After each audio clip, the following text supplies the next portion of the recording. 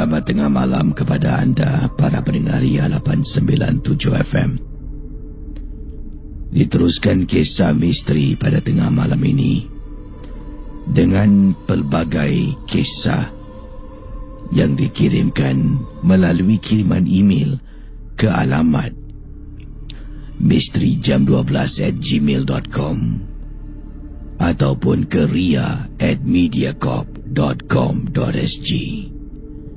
Saudara pendengar Ria 897, kisah yang pertama ingin saya baca kepada anda semua. Ini adalah satu peristiwa yang dialami oleh Is. Beliau berkongsi peristiwa, kata Is. Waktu itu saya mengalami satu kejadian yang menakutkan. Saya sebenarnya berada di dalam ofis seorang diri, sedang menghabiskan beberapa kerja saya. Maklumlah, nak ambil cuti panjang Casey.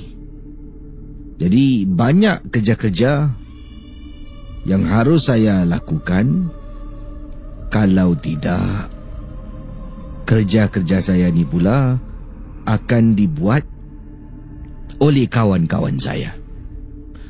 Saya pula jenis yang tidak suka menyusahkan orang. Saya nak ambil cuti, saya habiskan kerja. Jadi lebih kurang dalam masa seminggu sebelum saya pergi bercuti, hampir setiap malam Casey, saya balik keluar daripada pejabat dah pukul 11. Dah pukul 11 malam.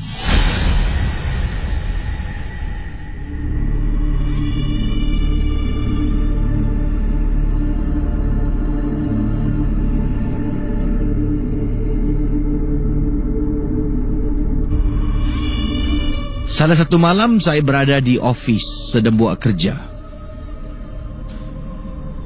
Saya ternampak ada orang sedang berdiri di hadapan pintu ofis saya. Pintu ofis adalah pintu kaca Casey. Dari dalam boleh nampak luar. Luar pintu ofis adalah koridor, common koridor.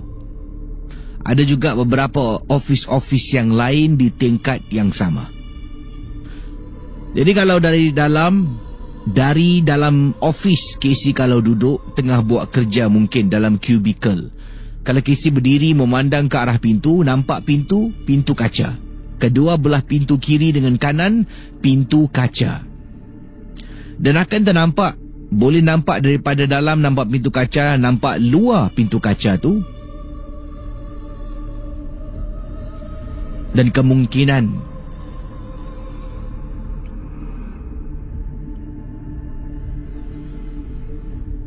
pada malam itu yang saya ternampak, ada seorang perempuan tengah berdiri. Casey bayangkanlah, Casey dalam ofis, tergerak hati nak pandang ke arah pintu. Bila pandang ke arah pintu, terperanjat. Nampak ada susuk tubuh perempuan tengah berdiri. Betul-betul dia berdiri ni rapat sangat dengan pintu keluar masuk ofis saya.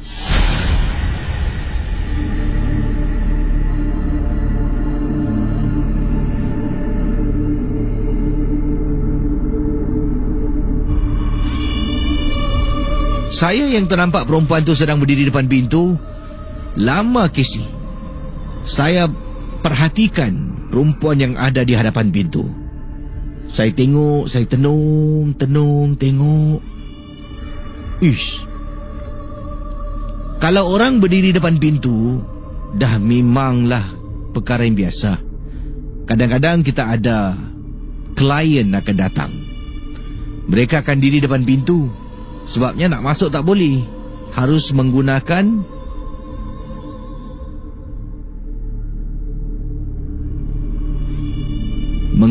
pas untuk tap depan pintu.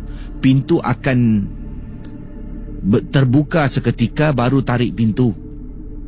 Kalau tidak, lazimnya orang akan berdiri depan pintu, tengok dekat dalam lah dari luar. Jadi saya masih perhatikan perempuan ni tengah berdiri depan pintu. Setelah saya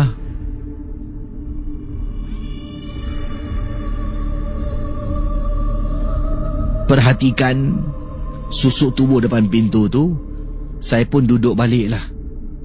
Duduk balik, tengah nak buat kerja. Jadi pendengar Ria 897, anda dah dengar awal tadi kisah yang dikongsi sama, ya, berkenaan dengan kata Is. Ini dalam office, dia tengah buat kerja, tiba-tiba dia berdiri, dia terpandang ke arah pintu. Ternampak dekat pintu tu ada perempuan tengah berdiri betul-betul rapat dengan pintu kaca office yang mana Is bertugas pada malam itu, overtime lah.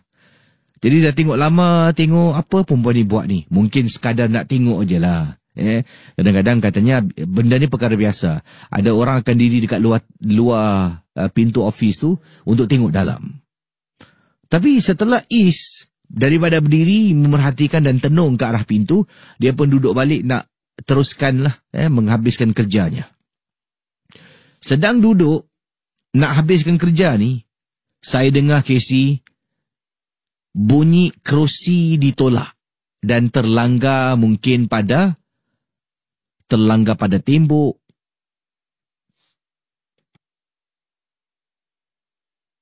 terlanggar pada kerusi. Saya ni duduk dalam satu cubicle. Kemudian depan saya ada tempat jalan kaki. Depan sebelah jalan kaki tu satu lagi cubicle. Kemudian sebelahnya tempat jalan kaki. Kemudian sebelahnya satu lagi cubicle. Begitulah gambaran saya ingin berikan kepada Casey, office saya. Casey, saya adalah cubicle yang terakhir. Jadi ini adalah satu gambaran yang diberikan oleh Is. Jadi supaya kita dapat menghayati kisah yang dialami oleh beliau sendiri. Jadi sekali lagi ini penjelasannya. Cubicle yang terakhir adalah cubicle tempat mana Is menjalankan kerjanya. Kemudian sebelah ada satu lagi cubicle, sebelah ada satu lagi cubicle, sebelah ada satu lagi. Jadi 4 cubicle barulah pintu nak keluar masuk office Is. Dah dapat bayangkan? Dan sekarang ni sedang buat kerja, tiba-tiba daripada cubicle yang pertama terdengar bunyi tak, tung, tung.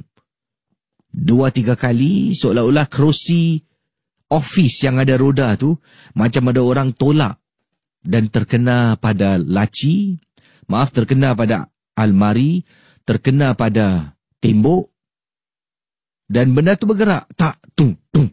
Kemudian makin lama tak, tung, tung. Makin dekat Casey.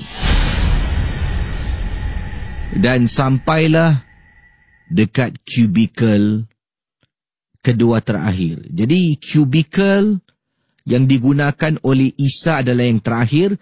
Sebelum tu ada satu lagi cubicle.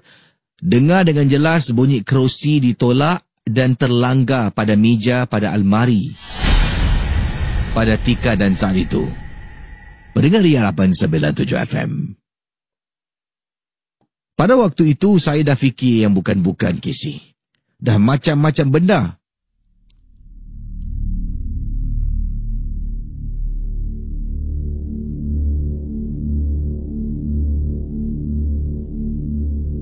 Jadi daripada duduk, saya berdiri perlahan-lahan. Sebabnya macam ada orang tengah duduk dekat cubicle sebelah, Casey. Dari duduk ni, duduk. Bismillahirrahmanirrahim. Bismillah. Perlahan-lahan saya berdiri. Bila dah berdiri, saya tengok dekat sebelah. Kerusi office yang ada roda tu, it's a swivel chair. Kerusi tu boleh berpusing, Casey. Saya tengok kerusi tu berpusing macam ada orang baru saja bangun daripada tempat duduk tu. Waktu tu perasaan saya hanya Allah yang tahu. Saya dengan segera matikan laptop.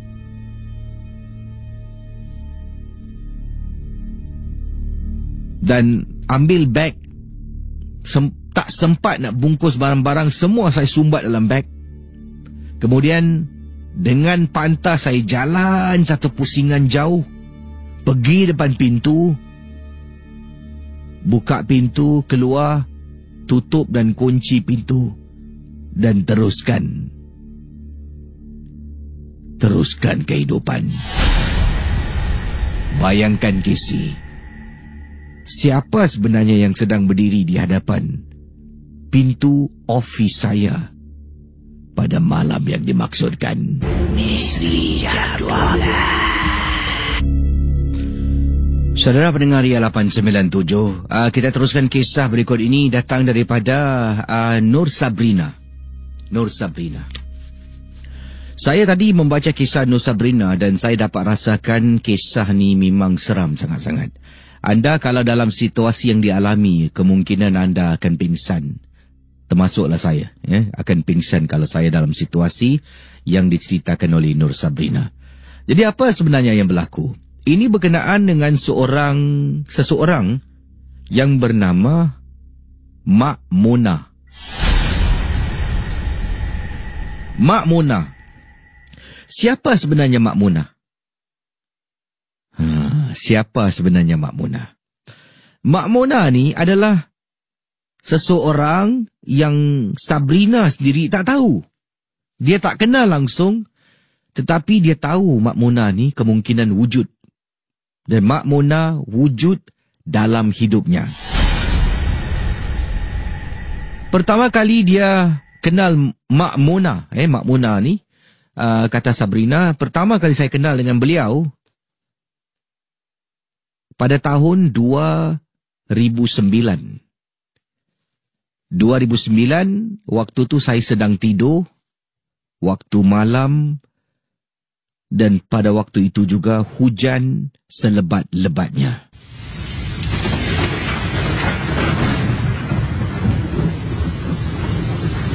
Saya mimpi saya didatangi oleh seorang wanita yang agak lanjut usia, Casey.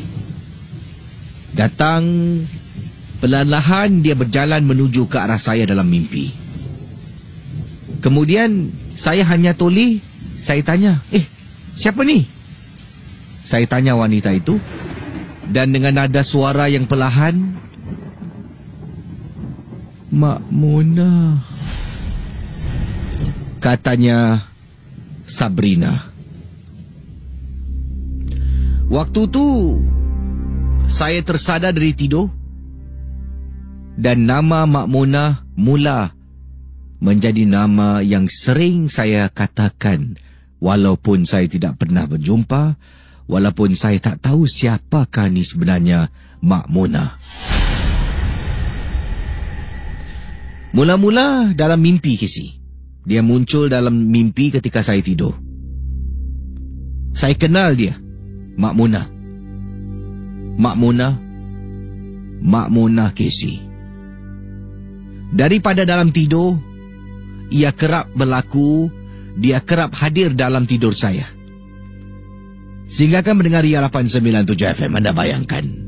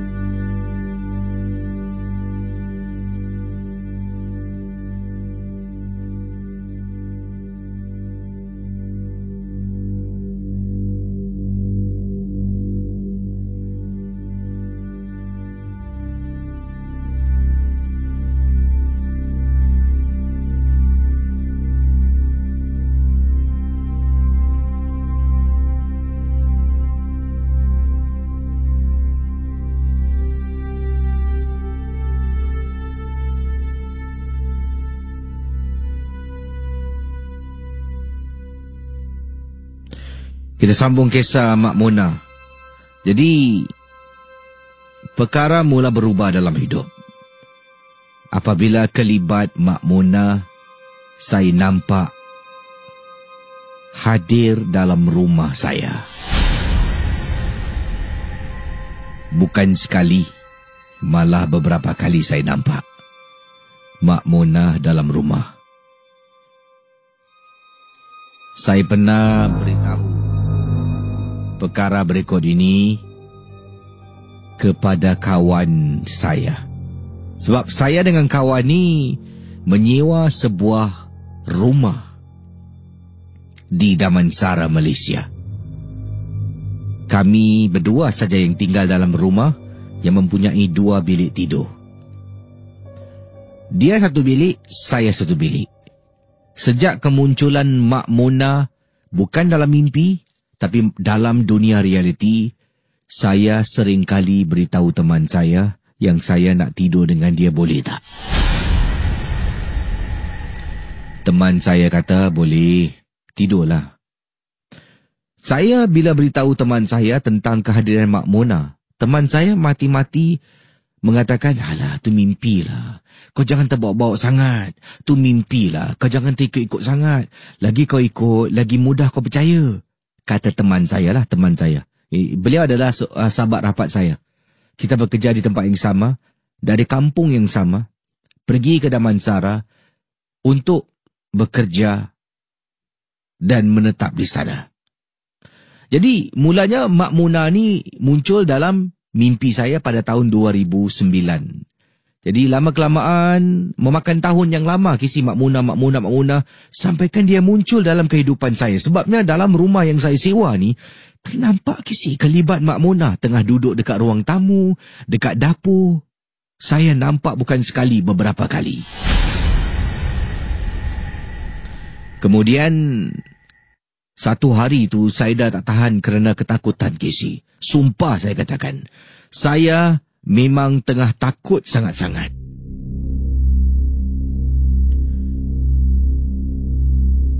Jadi, saya kata pada teman saya, Ida, malam ni aku nak tidur lagi dengan kau dalam bilik, boleh tak? Ya, tidurlah. Tak kisahlah, kau setiap malam kau tidur sini sudah. Tapi aku nak cakap dengan kau, janganlah kau ingat Mak Mona tu wujud. Tak wujud lah. Kau pun tak kenal siapa dia kan? Aku tak kenal, sumpah. Tapi dah banyak kali dah aku nampak dia dalam mimpi aku. Dah banyak kali dah. Sampaikan dalam rumah ni pun aku nampak. Tengok, aku dah cakap dengan kau. Lebih banyak lagi kau fikir dan percaya tentang apa kau nampak dalam mimpi kau, dia akan jadi dan muncul dalam kehidupan realiti kau.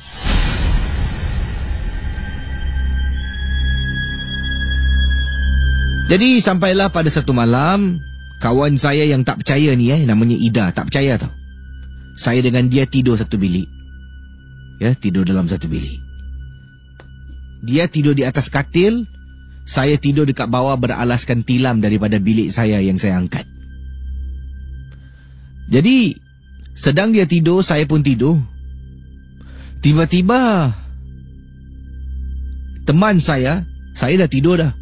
Yang belum lagi tidur, masih terbaring dekat atas katil, sedang main dengan telefon bimbit pada malam itu. Terperanjat dia bila dia ternampak ada susuk tubuh lari lalu depan pintu biliknya.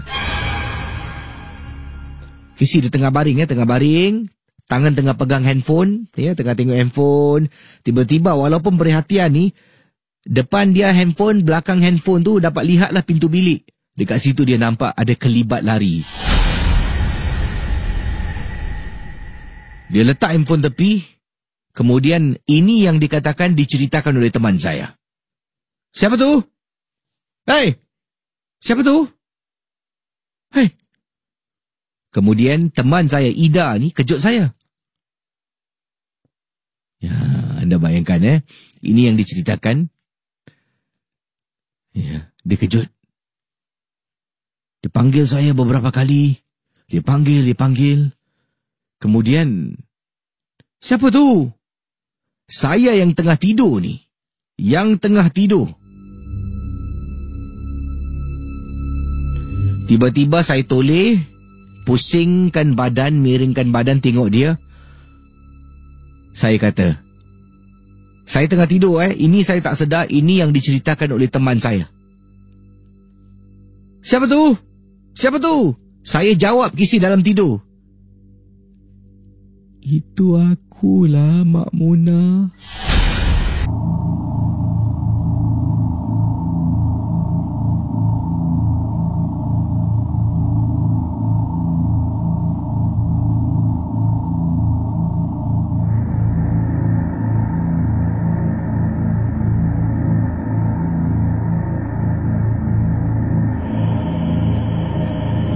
Okey, itu dia tadi kisah yang anda dengar. Saya dah katakan kalau anda menghayati kisah kiriman ni, anda boleh dalam situasi beliau seram.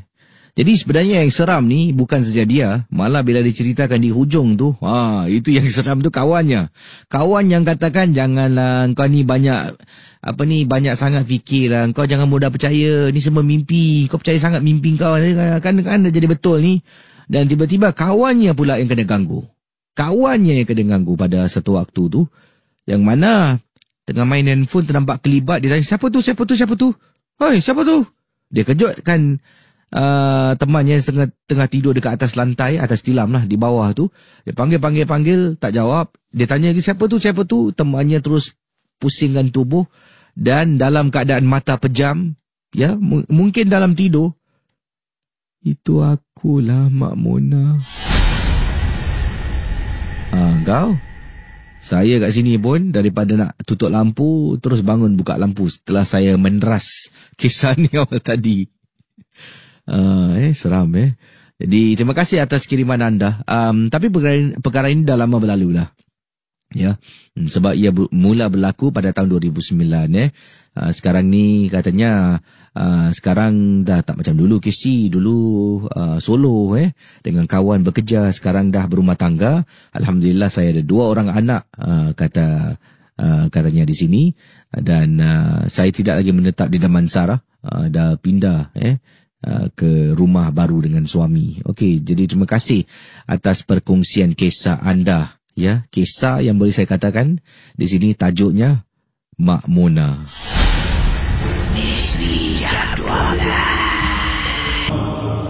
Hello, selamat tengah malam.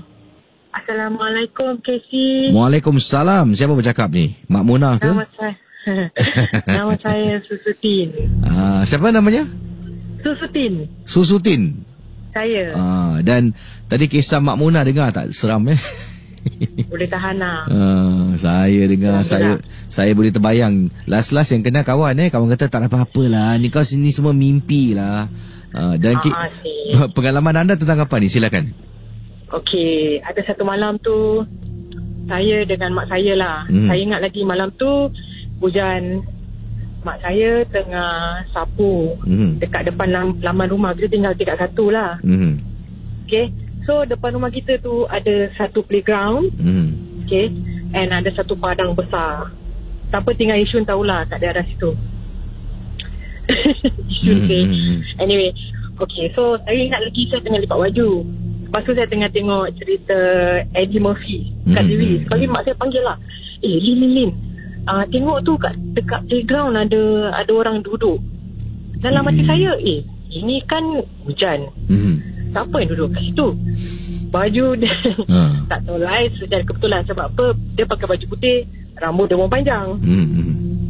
So of course at that time kita fikir, takkan orang hujan-hujan duduk situ, takkan benda lain, cannot be lah benda lain. Then mak saya bilang, mak bilang, agaknya dia duduk dengan kawan dia. Kalau dia duduk dengan kawan dia duduk mana? Sebab kita tak nampak. From rumah kita tu, kita boleh pantau daerah tu. Kita boleh nampak kalau dia jalan kiri, ke kanan, ke depan, ke mana kita akan nampak dia. Okey, sekejap lagi, dalam masa 2 minit itulah, mak saya bilang, dah tak ada lah. Mak saya itu. Saya pun, alamak. Terus mak saya tengah pegang penyapu. Okey, mak nak tengok lah. Konon-konon lah. Mak saya cakap, mak nak tengok. Mak tak payah. Dah lambat ni. Masuk. Kita pun masuk. Masuk. Kita macam tanya each other lah. Apa benda lah. Tak tahulah mak. Malam tu saya pun tidur bawah ketiak mak saya. Tu je cerita. Tapi Casey, dia pakai baju putih tu. And rambut dia panjang. Dia tak tahulah Casey, mungkin orang. Tapi kalau orang ada ke orang duduk hujan-hujan kat situ Casey? Mungkin orang sedang sedih akan duduk di mana-mana. Patah hati ya. Patah hati. Patah hati. Terima kasih ya. Okey, Casey. Terima Okey, kasih. thanks. Terima kasih. Jadi inilah kisah pengalaman yang diceritakan. Kadang-kadang memang perkara-perkara yang seram ni berlaku memang tak masuk akal. Tapi inilah, ini kan kisah seram misteri jam 12. Kita pun tidak tahu sama ada ia benar ataupun tidak. Yang harap semua terhibur dengan kisah yang dikongsi sama. Jangan terlampau percaya, terikut-ikut. Kita anggaplah semua hanya sekadar hiburan saja. Satu lagi kisah sebelum saya berehat seketika dan akan saya kembali berkongsi dengan anda dengan lebih banyak lagi pengalaman misteri. Yang ini saudara, Kak Ros suka sangat dengan rancangan misteri jam 12. Kalau satu malam tak dengar kisi rasa gelisah. Dan setiap malam akan cuba dengar kisi, kadang-kadang dengar sampailah Kak Ros tertidur. Nanti bila sadar dah pukul 4 pagi kisi. Radio ke laut Tapi nasib baiklah, kadang-kadang Casey ada rakamkan dan dapat juga dengar yang terlepas. Kalau hari-hari yang tak dirakamkan, nampaknya gigit jari je lah, kata Kak Ros. Pengalaman yang Kak Ros nak kongsi ini berkenaan dengan satu kejadian yang berlaku dalam rumah.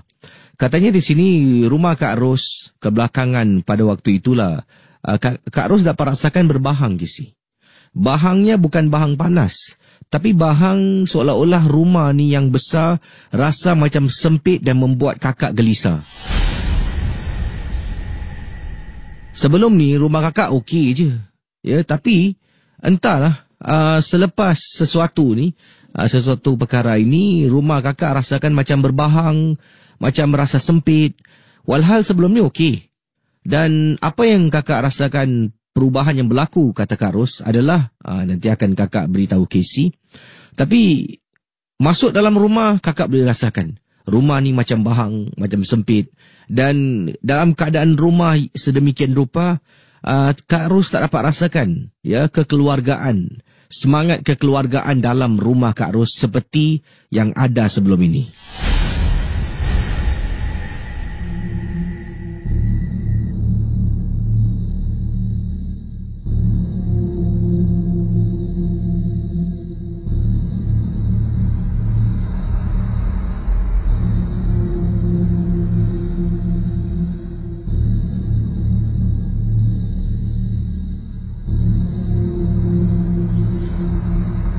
Dan Casey, perubahan ini kakak tahu berlaku selepas kakak mendapatkan khidmat seorang pembantu rumah dalam rumah kakak.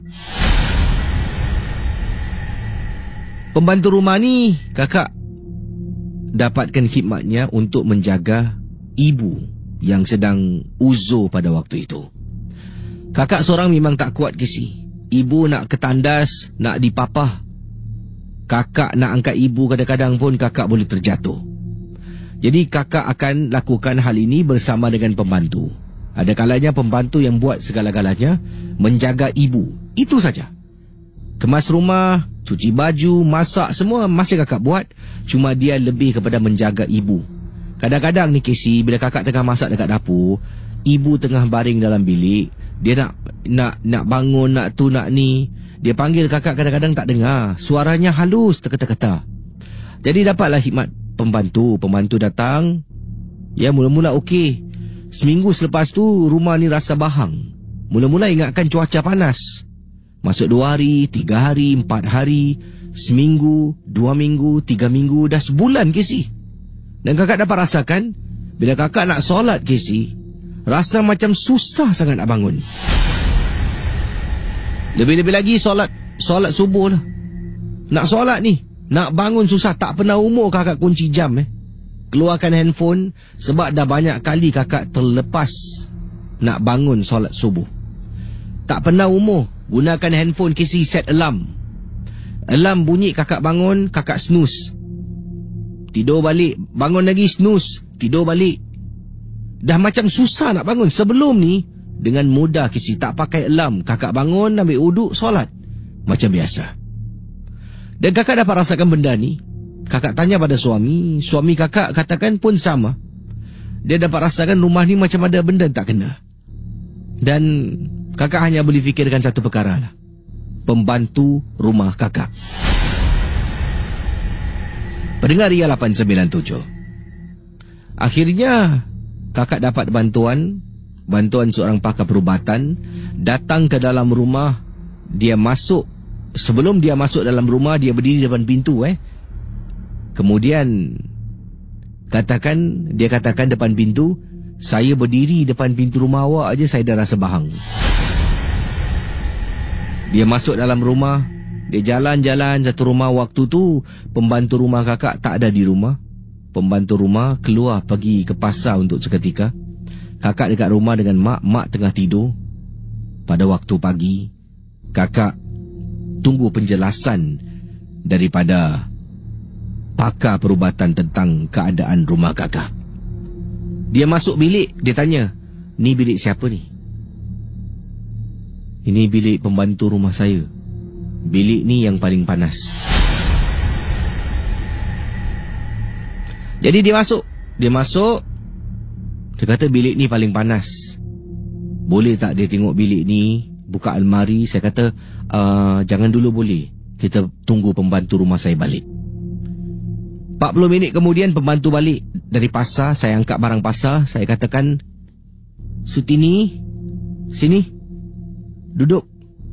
Jadi saya minta izin lah. Walaupun dia pekerja saya yang bayar gajinya, tapi itu adalah hak pribadinya. Saya harus minta izin. Saya kata, Sutini, ini teman aku, namanya Ustaz Hisham, mau masuk ke dalam kamar tidur, mau lihat kalau ada apa-apa yang enggak kena tentang rumah ini. Kamu izinkan enggak? Kata, ya bu, silakan bu. Ustaz pun teruskan kisi buka almari, tengok sebelah atas, tengok sebelah bawah, keluarkan baju, buka laci. Kemudian Ustaz ni jalan sampai dekat katil kisi. Dekat katil, Ustaz angkat bantal. Ya, bantal. Bantal yang mana ada sarung bantal lah. Dia angkat bantal tu, dia seluk tangan dalam sarung bantal daripada atas, dia putar sampai ke bawah. Dia tarik keluar, ada rambut kisi. Rambut yang saya maksudkan bukan rambut gumpalan rambut ke rambut gugur, bukan It is a physically rambut macam rambut sampel. Rambut macam rambut sampel rambut orang ni. Ustaz tu tarik keluar. Tanya, ini apa? Tapi rambut tu masuk dalam plastik kecil kisi. Dalam plastik kecil. Ustaz tarik keluar. Jadi waktu tu kita tak tahu tu rambut. Sebabnya dia dalam plastik. Tarik keluar, dia tanya, ini apa? Surtini pada waktu itu diam. Saya tanya lagi, Surtini, Ustaz tanya, itu apa itu? Itu apa tu? Itu rambut bu. Rambut siapa? Rambut kamu? Rambut kiriman ibu dari kampung. Untuk apa rambut ni? Untuk perlindungan bu. Rupa-rupanya rumah saya bahang panas. Itulah puncanya. Dari kampung dia bawa rambut. Tak tahu rambut siapa Saya belum tanya lagi pada waktu itu. Saya kata, kita di sini keluarga yang baik-baik. Mau lindung dari siapa? Saya tanya kepada pembantu rumah saya. Bayangkan pendengar Ria 897 FM. Pada waktu itu Sutini masih lagi tak nak berkongsi sepenuhnya.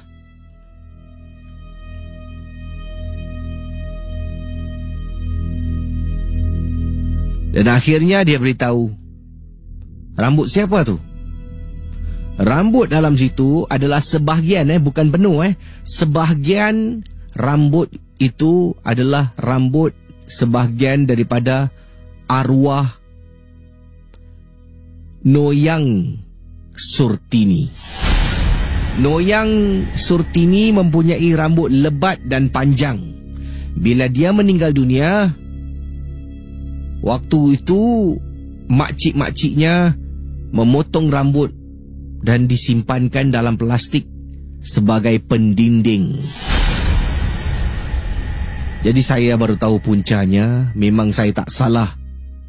Tentang rumah saya sungguh berbahang.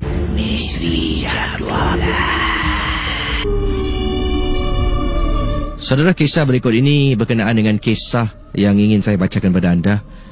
Pengalaman ataupun kisah wanita di bawah jambatan.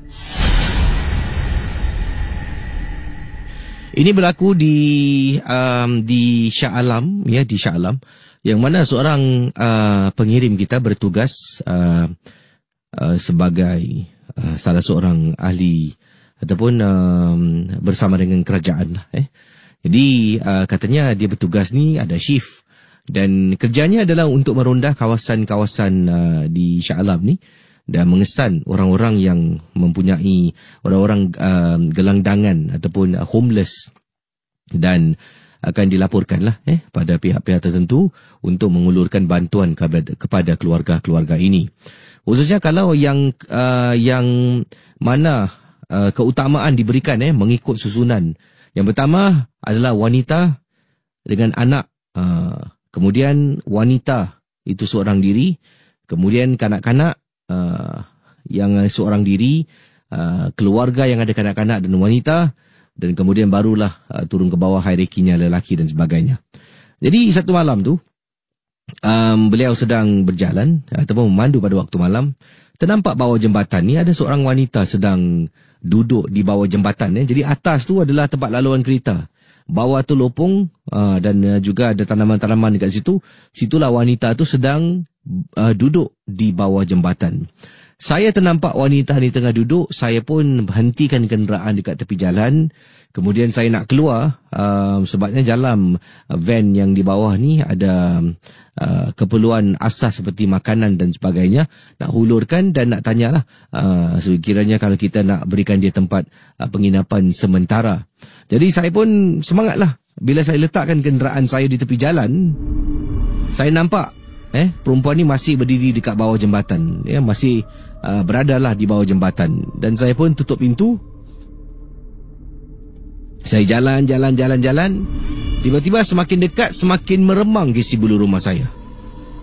Tiba-tiba kisi, daripada tangan kan dia beralih sampai dekat tengkuk. Saya tengah berjalan, langkah demi langkah ni, saya terhenti seketika. Saya berhenti, saya tengok perempuan ni, saya perhatikan. Kemudian saya baru perasan yang dia ni tak tengok lain, tak tengok kiri, tak tengok kanan, hanya pandang ke bawah saja. Waktu itu saya dah tahu. Saya undurkan diri, tak nak lagi langkah ke depan.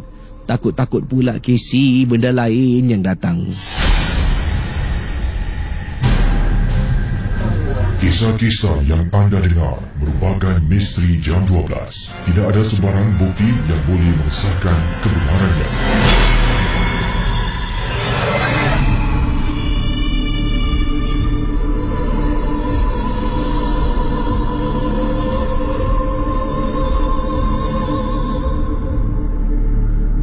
Assalamualaikum, DJ Casey. Selamat malam.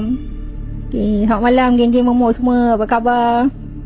Okay, saya salah seorang daripada peminat MJ12. Tapi usually saya go through by YouTube lah sebab saya kerja. Okay, DJ Casey, ni ada satu pengalaman yang just recently happen.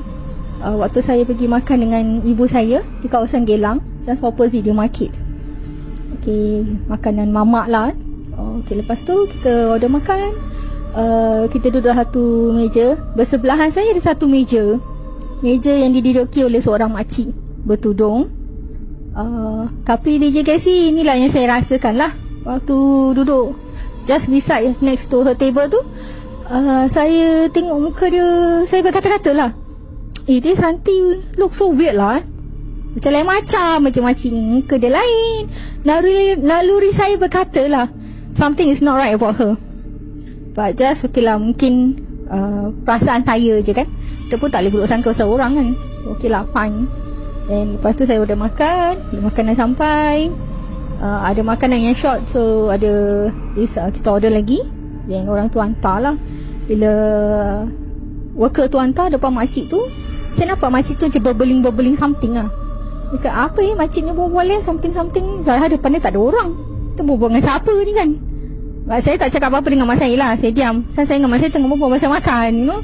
Mak, udang kat sini macam tak fresh je kan. Udang tu masak masalah, tak apa, macam tapi tak fresh lah. Just okay lah, just carry on eating and we leave the place.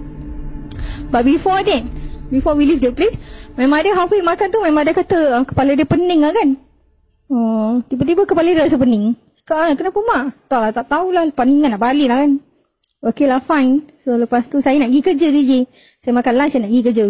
So along the way tu dah keluar tu, bila saya keluar tengah jalan a few step, I feel my body totally in different stage. In a way, bila pagi saya keluar tu saya sihat, tapi tiba-tiba lepas makan tu saya rasa macam saya lemah. Saya lemah, macam saya rasa lain macam lah sangat badan saya ni. Dia cakap, mak, pada orang lain macam lah mak. Tadi okey je, ni macam tak okey pula. Dia cakap, habis macam mana nak pergi kerja? Cakap, pergilah sebab hari dokumen tak banyak sangat lah. Okay, I'm working as a permit declarant doing export. So from Geylang all the way going to Oxley Hub lah. So long walking tu dah sampai kat bus stop tu kat Oxley tu, saya rasa badan saya lain macam.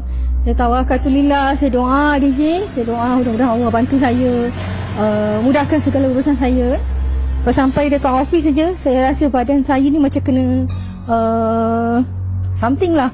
Bila saya nak duduk kat kursi tu, baru tak ada kursi nak duduk, saya rasa badan saya macam kena hempak gitu, kena tekan. Saya rasa, ya Allah, kenapa ni?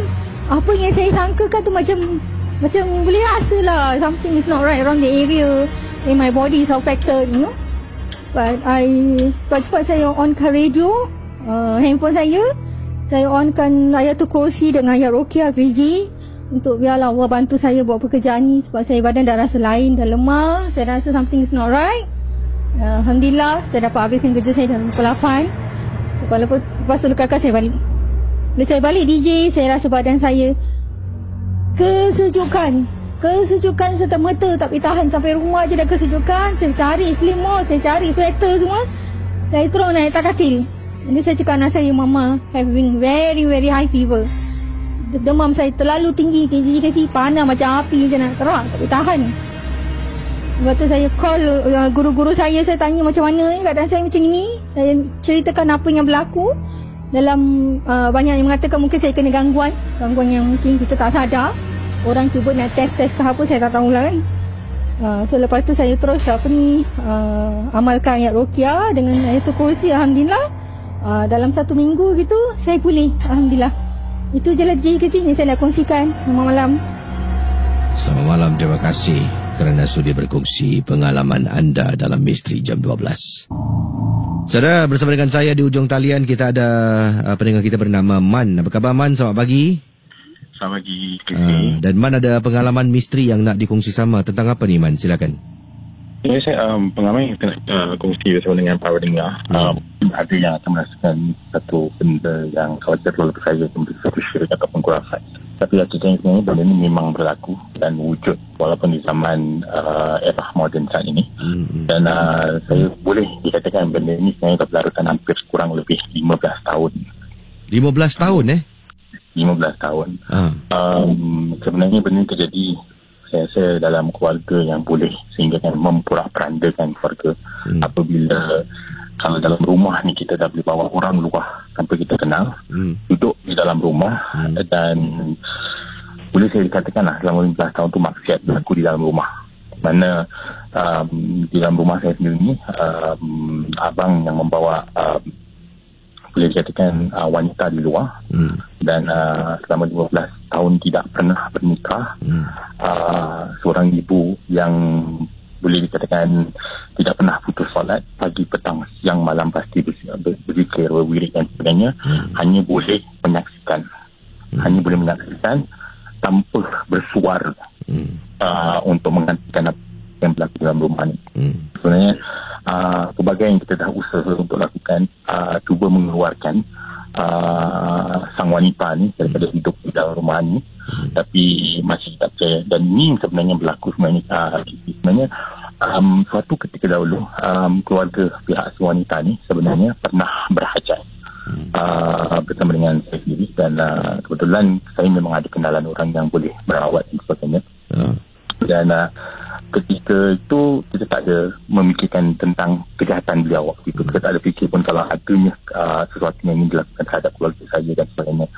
So pada waktu itu hajat beliau adalah untuk membantu ibunya yang ketika itu kakinya diibaratkan seperti terkunci, sehingga kan tidak boleh bergerak, membusuk di kaki, dan membusuk di kaki itu sehingga kan beliau adalah orang dari Sabang. Dan saya sendiri membawa orang dari Singapura merawat untuk dibawa ke seberang ke rumahnya, dan pelbagai halangan ketika nak membawa orang berubat di rumahnya, dan pada waktu perubatan dilakukan sempat juga yang tukang rawat menanyakan satu persoalan sebelum rawatan diteruskan, sekiranya ada menyimpan ataupun sekiranya ada melakukan sesuatu, sebaik-baiknya diteruskan sebelum perawatan dimulakan. Dan orang tua pada wanita ni mengatakan bahawasanya beliau tidak melakukan apa-apa dan tidak pernah melakukan sebarang benda-benda yang boleh dikatakan melanggar akidah. Dan perawatan diteruskan dan sangat mengejutkan sebenarnya ketika perawatan diteruskan. Tapi saya nak insist bagaimana perawatan diteruskan, bagaimana perawatan dilakukan. Tapi ketika perawatan itu dilakukan, sebenarnya sehingga kan terkeluar daripada mulut bahawasanya beliau pernah membalas dengan menabur pelbagai barang di dalam makanan, dan dibalas oleh pihak yang satunya lagi. Yang sebenarnya orang tuanya sebenarnya bermusuh dengan orang lain dan menggunakan sihir membalas antara satu sama lain, dan sehingga kan sihir yang dilakukan oleh pihak yang satu lagi itu menyebabkan kaki beliau membusuk. Okay. Dan sebenarnya perawatan dilakukan terpaksa dihentikan kerana tidak ada kejujuran sewaktu perawatan sebelum dimulakan. Okay, perawatan dihentikan. Jadi untuk memendekkan ceritanya, apa yang saat ini terjadi adalah bagaimana membusuknya kaki sang ibu tu sekarang berpindah kepada ibu saya sendiri. Jadi ini berpunca daripada sebelum tu sebelum kita teruskan, ada seseorang yang menetap dalam rumah ni yang melakukan pelbagai perkara yang dilarang, yang terlarang, kemudian disuruh keluar tak nak keluar, dan sekarang ini menggunakan benda yang sama berlaku pada orang tu ni sebenarnya berlaku di dalam keluarga saya sekarang ni. Okey. Sehingga kan abang saya sendiri mencuba, bukan abang yang duduk dalam rumah ni, jadi abang yang dalam rumah ni yang membawa wanita ni itu dan menjadi sehingga katakanlah 15 tahun maksiat telah berlaku, dan selama 15 tahun tidak ada pernikahan tapi duduk dalam sebilik dan sebagainya. Okey. Dan sekarang ni berlaku ke arah dalam rumah saya ni, sehingga kan orang tua sendiri tidak mengenal siapa anaknya. Orang tua sendiri lebih membela kepada si wanita ini. Okey. Sebenarnya sampaikan, saya rasa benda ni sebenarnya dah terjadi sampai ke pihak kuasa dan sebagainya. Oleh kerana kita tidak boleh memberikan pihak kuasa bahawasanya ada berlakunya kepada benda seperti ini. Kalau kita berbual dengan dia orang dan tak percaya dengan benda di sini. Terusan sisi. Dan setelah hampir 15 tahun, sekarang perkara ini berlaku kepada diri saya sendiri. Okey. Dan sebelum panggilan ini dimasuk ke udara, saya boleh katakan saya baru saja menjejakkan kaki ke dalam rumah. Setiap kali jejakkan kaki ke dalam rumah, pelbagai benda yang akan berlaku. Dan semalam, kebetulan semalam adik saya menurun sekitar pukul 4-5 pagi. Ditanya sebab saya ni, saya bilang terus terang, saya katakan saya sedang menentang habis-habisan dengan wanita ini dan keluarganya. Tak kira apa sekalipun yang akan saya lakukan, saya sedang menentang habis-habisan. Dan ia sebenarnya terkena kepada orang-orang yang bersama dengan saya saat ini, di mana adik saya sendiri semalam telah dengan saya tidak sengaja, benda tu alamat telah datang ke dalam mimpinya, sehingga kan beliau terpaksa mengucapkan kalimah pada pukul 4 pagi, mengucap seteriak sekuat-kuatnya Allahu Akbar, Allahu Akbar, Allahu Akbar, kerana beliau dikejar habis-habisan dengan makhluk yang tidak pasti sebenarnya makhluk itu makhluk apa. Okey. Dan baru sebentar tadi saya pulang, kurang lebih setengah jam lalu saya pulang, pembantu saya sendiri memberitahu saya bahawasanya meja sehingga akan bergerak, hampir mau menimpa dirinya, seolah-olah mau membunuh. disebabkan selama ni pembantu dan orang-orang yang berada di sekeliling saya sebenarnya membantu memberikan informasi apa yang berlaku di dalam rumah dan sebagainya. Jadi diibaratkan kita ni sebenarnya siapa yang menentang beliau ni sebenarnya telah berusaha untuk usirkan kita keluar dari rumah. Cuba mengusirkan kita, jadi buat kita macam kepanasan dalam rumah. Dan boleh saya katakan sehingga ada satu ketika itu bila saya terasa nak mengambil gambar saya nak mengambil gambar di dalam bilik saya sendiri, dua makhluk terkeluar daripada dalam gambar ketika pukul 6 petang, iaitu makhluk seorang wanita yang tergantung di atas tingkap bilik. Secara jelasnya gambar itu memang, kalau nanti kesempatan saya akan kirimkan ke Casey untuk Casey melihatnya sendiri. Dan satu makhluk yang kelihatan berwarna hijau di tembok, kelihatan sangat jelas, dan itu berada di dalam bilik saya sendiri.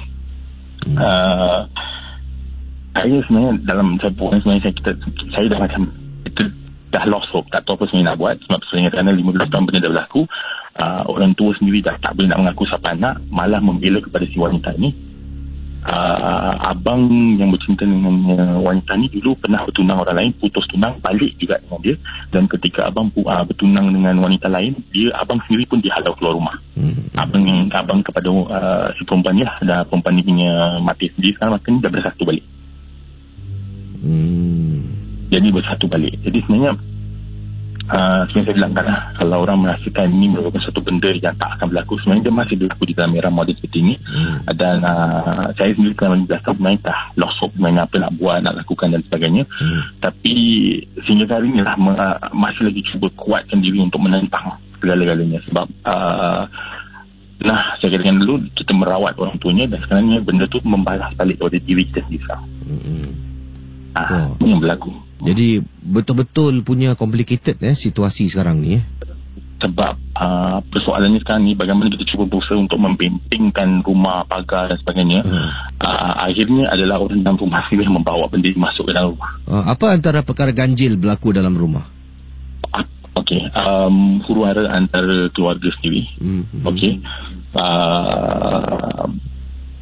Maaf saya terpaksa mengatakan dia, sampai orang tua boleh mengangkat sumpah terhadap anak sendiri demi membela maksiat yang berlaku dalam rumah. Okey, demi melihat seorang anak yang tidak berumah tangga dengan seorang wanita duduk di dalam rumah. Cuba bayangkan dalam bilik itu tu, bukan wanita ni seorang saja yang ada duduk di dalam bilik tu. Dalam bilik itu tu si wanita ni boleh bawa adik dia ke dalam rumah. Adik-adiknya. Jadi bayangkan, anda yakin ini wanita yang telah pun melakukan banyak perkara kesilapan dalam rumah ni telah pun menggunakan cara guna-guna lah untuk menurut si keluarganya dari sebab. Ni. Jadi beliau diibarat sebagai pengantara untuk dimasukkan ke dalam rumah. Namanya secara logik lah. Secara logiknya lah. Sebenarnya kalau fikir balik, kalau beliau dengan abang saya pun bersatu, tak mungkin dia akan bawa adik-adik tidur dalam satu bilik. Ini adalah satu benda yang sangat-sangat licik kalau dipandang. Bukan satu tapi dua lelaki, berarti 3 lelaki dalam satu bilik dengan seorang wanita. Berarti si wanita ni bawa adik-adiknya dari seberang duduk di dalam. Jadi solusinya masih belum lagi dapat dicari lah.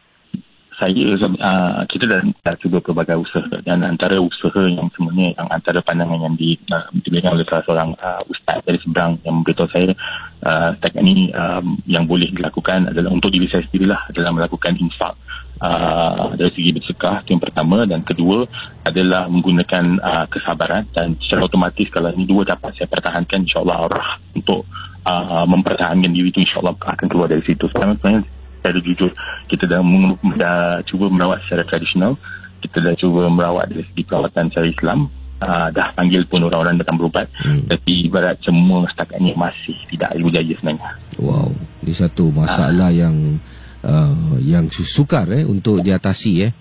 Jadi sekarang ini anda masih tinggal di tempat yang sama lah, di bawah satu bumbung. Saya adalah tuan rumah dalam rumah saya yang saya rasa tidak boleh nak duduk dalam rumah. Tuan rumah Saya adalah tuan rumah yang duduk di dalam rumah, yang setiap hari kalau pulang tu ibarat macam ada yang menghalang saya untuk pulang dari rumah.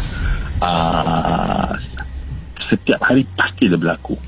Mesti ada benda yang akan berlaku, ibarat memanaskan kita sampai dalam rumah. Sampai yang saya bilang selama 6 bulan pembantu saya sudah berani mengatakan dia dah takut nak duduk dalam rumah.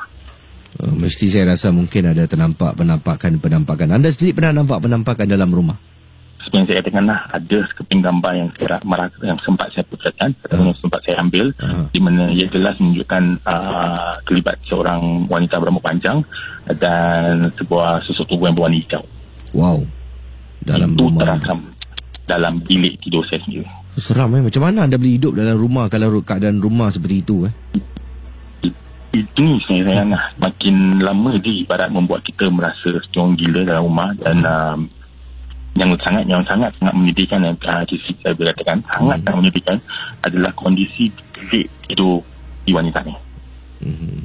Kondisi bilik tidur dia saya boleh katakan sangat-sangat kotor, sehingga kan tembok yang berwarna biru berubah menjadi warna hitam. Ya ampun. Ini saya rasa ni adalah tabiat benda-benda makhluk-makhluk halus ni sukakan tempat-tempat yang kotor lah. Yang kotor. Benar. Ini sebenarnya yang berlaku. Jadi saya ni bila ada pembantu ni, cara jujur, bila ada pembantu, ni saya adalah seorang yang sangat perhatian kepada kebersihan. Saya sangat-sangat mengutamakan kebersihan. Jadi bila benda tak bersih, saya tak pasti marah pembantu saya sebab kenapa buat kerja tak bersih. Jadi pembantu saya akan bilang macam mana nak buat kerja bersih. Setiap sekali saya nak mop rumah, saya tak boleh mop rumah. Saya nak cuci kain-kain kotor, saya tak boleh cuci kain kotor. Jadi memang dia nak benda tu kotor saja. Dia tak nak benda tu bersih dalam rumah. Macam-macam cerita yang berlaku. Saya yang sangat-sangat menakutkan tu adalah jika berkesempatan untuk masuk ke dalam bilik tu, akan terlihat satu macam, bayangkan kalau abuk yang bergumpal. Okey, kalau abuk yang sangat-sangat bergumpal di atas almari, tembok yang berwarna pastel blue berubah menjadi warna hitam sehingga tertumbuhnya macam fungus. Cendawan-cendawan kat tembok tu tanpa merasa tak ada rasa apa pun. Dan seorang lelaki dan wanita yang tidak berumah tangga tidur dalam satu kamar berkatil, dan lebih menyedihkan lagi dibawa adik-adiknya dalam satu bilik. Jadi kita harapkan Cik Man dapat keluar daripada kesusahan yang anda dilanda sekarang ini. Ini satu perkara yang rumit, bukan mudah. Kalau empunya diri berdegil menggunakan cara-cara tertentu untuk kekal dalam rumah, satu perkara yang saya rasa memerlukan masa yang lama sangat-sangat untuk berubah. Sebenarnya saya katakan, kita dah bertahan selama 15 tahun. Adik-beradik yang dulu yang pernah mempertahankan benda ni, semua dah give up. Sekarang saya yang menguatkan diri saya. Dan saya melafazkan satu niat, kalau sampai ke akhir hayat saya pun, saya akan pastikan saya akan buat sesuatu untuk habiskan keluarkan habis-habisan benda ni. Itulah niat saya sehingga hari ini. Walaupun dengan kami mengatakan ini, walaupun orang tua mengangkat tumpah terhadap saya sendiri, kerana saya menentang kejahatan ini. Jadi terima kasih pada anda, Man. Kita akan mungkin kalau ada perkembangan terkini boleh kongsilah dengan kami di sini, ya. Terima kasih, Man. InsyaAllah. Terima kasih kembali. Saudara, kisah tadi agak panjang sedikit dikongsi sama, tapi realitinya seperti anda dengar awal tadi, tuan rumah dalam rumah yang memberikan seseorang duduk dalam rumah secara percuma. Kemudian tuan rumah sekarang ni rasa macam rumah tu dah bukan rumahnya, nak balik rumah rasa bahang panas. Dan perkara ini dah berlaku bertahun-tahun lamanya. Dalam rumah, sampaikan tuan rumah ada pembantu-pembantu pun takut duduk dalam rumah yang dimiliki oleh tuan rumah. Ini kerana orang yang diberikan kebaikan ini mengambil kesempatan dengan melakukan sesuatu seperti yang diceritakan awal tadilah. Benar ataupun tidak, rancangan MJ12 hanya sekadar hiburan. Tapi anda bayangkan, kalau situasi ini benar-benar berlaku, tuan rumah duduk dalam rumah seolah-olah dia bukan tuan rumah lagi. Dalam rumah rasa bahang. Dalam satu bilik itu, bilik yang mana orang yang tak diingini duduk dalam bilik itu menjadi kotor sangat. Kotor, ya mungkin berbau sampaikan ada fungus di tembok. Ini kemungkinan katanya adalah ciri-ciri ciri-ciri tempat penginapan makhluk halus. Sebabnya setiap agama, termasuklah agama kita ni, menggalakkan kebersihan. Dan kalau dah kotor sampai macam tu, dalam tu pelbagai perkara yang dilakukan, tuan rumah takut nak balik ataupun tak sedap hati nak duduk dalam rumah sendiri. Dan seperti yang dikatakan awal tadi, bila dipetik gambar, dalam gambar tu kelihatan macam ada perempuan rambut panjang dalam rumah sendiri. Misteri Jam 12. Baik, kita ke ujung talian pemanggil yang terakhir lah. Pemanggil terakhir, satu lagi pemanggil. Dan saya akan tutup tirai. Jumpa anda esok dalam Misteri Jam 12. 669-11897. Hello, selamat pagi. Hello. Halo Kesri, apa kabar? Assalamualaikum. Waalaikumsalam Pak Radin. Ya, ini Pak Radin nak kasih tahu ya, kezaliman hamba Allah tu wanita itu pasal Pak Radin cakap. Pak Radin cakap dengan hamba Allah tu, kenapa dia tak ada sifat kejantanan yang tegas? Ini Pak Radin cakap cari perbantu pandangan Pak Radin. Aku dengar pun teramat zalim, teramat. Itu pasal ni kes kronik tau. Cuma Pak Radin cakap satu, cara lembut ya. Aku tak pakai orang yang aku tak betul pula. Dengar tak suara Pak Radin? Dengar Pak Radin. Sebenarnya setiap ilmuwan, tiada ilmuwan yang sebenarnya kalau cakap jujur, mereka semua tidak ada satu sifat ketegasan Kesy. Itu pasal apabila kita nak melawan alam gaib, tiga yang manusia harus mempunyai. Ketegasan dalam iman, ketegasan dalam sifat orang kata menghadapi kenyataan, dan apa baca benda halus ni kita tak boleh entertain. Ini bukan masuk agama. Itu pasal auzubillahi minasyaitanirrajim. Aku berlindung Allah syaitan rejam. Pak Rin cakap pengalaman Pak Radin. Kalau Pak Rin mengubat orang dengan devilsemaku.com tu tak kasih muka. Itu pasal kadang-kadang ada pernah Pak Din bantu Ustaz kasi bergabung nak haluk ke Pontianak. Bukan Pak Din cakap Ustaz tak boleh. Dia cakap Pak Din saya perlu iman orang lama Pak Din untuk halau satu Pontianak yang berapa. Siapa perempuan tu histeria, dia baca ada masa kadang-kadang Kesy, kita menggunakan ilmu ruqyah gini-gini, tapi kadang-kadang ada masa kita kena .com, .minute aja Kesy. .minute tu mesti ada cari ilmiah. Cuma satu untuk kesilapan hamba Allah yang mengadu tu, jangan mengeluh dengan keadaan, jangan memberi kemenangan daripada kezaliman, apalagi kalau manusia ada kes kronik alam kesihir atau berhambakan syaitan. Yang paling sedih aku tengah macam menangis, aku pun jadi orang emosi pula. Apa sebab orang kata ibunya tu, apakah ibunya tu tak ada asas iman? Takkan kau sayang anak kau sampai kau biarkan anak kau buat bawa betina ke barat ke pun dekat rumah buat maksiat. Kesy tahu tak sebenarnya tidak ada ketegasan sebagai kau sebagai satu laki-laki. Pak Din sayangnya macam anak sendiri untuk pemuda tadi, jangan buat keluhan, sebab keluhan di dalam masalah tidak akan menyelesaikan kehidupan. Kau anak laki-laki macam Kesy DJ Champion, kau anak laki-laki, anak jantan asli. Itu pasal kau berani menghadapi alam misteri kita kes kronik. Itu pasal Pak Din cakap jangan mengeluh, jangan mengadu. Sebenarnya Kesy tidak ada penyakit yang tak boleh ubat gini. Sekarang baca Pak Din sedih apa tahu. Kenapa memberi kemenangan kepada alam sihir yang penuh dengan kezaliman? Itu pasal Pak Din cakap ini alam sihir ni kita ada .com.nonsense. Itu pasal Pak Din cakap diorang ni semua apa tahu Kesy, perempuan tu sebenarnya perempuan tu telah pakai 3 Pak Din scan tau. Ilmu pemekau dan ilmu ibarat apa tahu mengunci semangat-semangat tuan rumah, dan ketiga sebab apa tahu mungkin laki-laki tadi pandang tak nak menderhaka pada ibu, tak nak kecilkan ibu. Sebab apa? Mungkin anak jantan tu dah anak kesayangan mak. Kadang-kadang ada juga Kesy, mungkin dia kesian dia pandang mak dia, tapi cuma satu kesilapan. Ini satu kes kronik pula. Ibu adalah syurga, tapi kenapa ibu menggalakkan maksiat? Tapi Pak Din cakap sebenarnya bukan tak berjaya Kesy, tapi yang punya diri itu tidak ada prinsipal. Orang putih cakap at times orang kata you cannot tolerate the nonsense, you got to .com.minute. Cuma satu je Pak Din ajar. Kenapa tak tegas cakap berambus kau dari rumah ni? Orang kata apa saya buat ni semua, aku ada hak atas rumah. Tapi mana ketegasan kau sebagai anak jantan? Kita jantan tau, keaslian kita lelaki dipanggil apa? Khalifah. Lelaki adalah pelindung isteri, lelaki adalah pelindung keluarga, dan lelaki adalah pelindung pada adik-beradik dia. Itu pasal kalau kita adik-beradik perempuan belum kahwin ke apa, kita ada hak jaga adik-beradik perempuan kita. Dan bagi Pak Raifat cakap cari ilmiah yang bagi. Kadang-kadang walaupun ustaz membantu kerana lillahi ta'ala, tapi di mana ketegasan kau? Itu pasal orang Melayu cakap hanya tuan rumah yang tahu apa yang terjadi dekat rumah dia.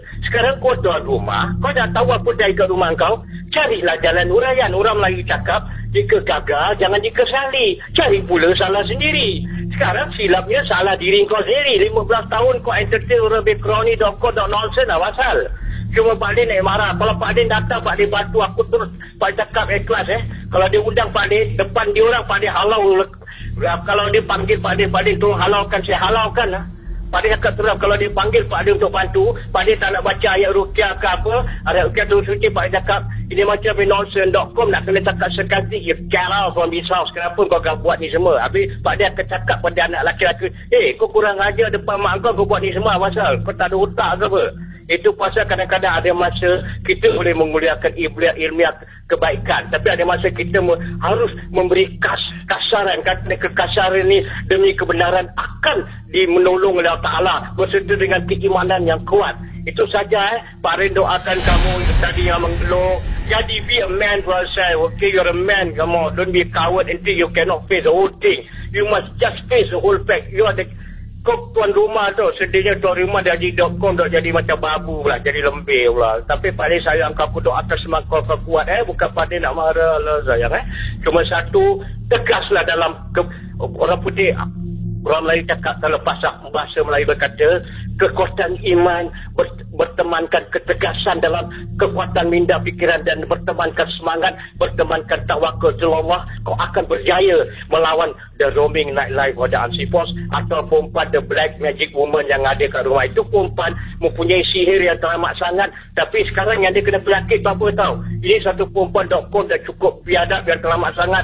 Kalau Pak Adin jumpa lah, dia undang Pak Adin, aku.com dah terminated aja dia punya ini. Tak banyak lagi malu orang boleh cakap yang main tolak lagi bagus. Itu sajalah. Assalamualaikum. Waalaikumsalam warahmatullahi taala wabarakatuh. Saudara, saya undurkan diri. Jumpa anda esok dalam Misteri Jam 12. Kepada pendengar tadi, harap jangan berkecil hati cara Pak Adin memberi nasihat Dan kadang-kadang mungkin Pak Radim pun tidak pasti nanti boleh berjumpa kalau ada berpeluang kita pun tak tahu. Dia telah berusaha pelbagai cara, mungkin dah pernah bertegas, dah pernah menengking, akan tapi tetap tidak mujarab. Husnuzon. Jumpa lagi. Bye-bye.